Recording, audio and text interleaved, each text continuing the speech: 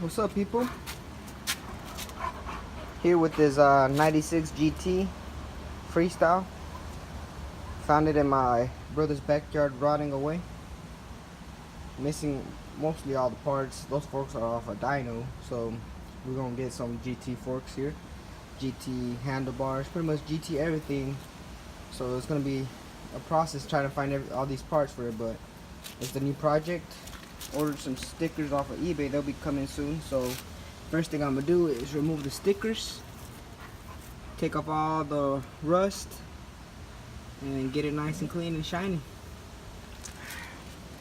Before I've done this before. This is not the first bike I actually ever found.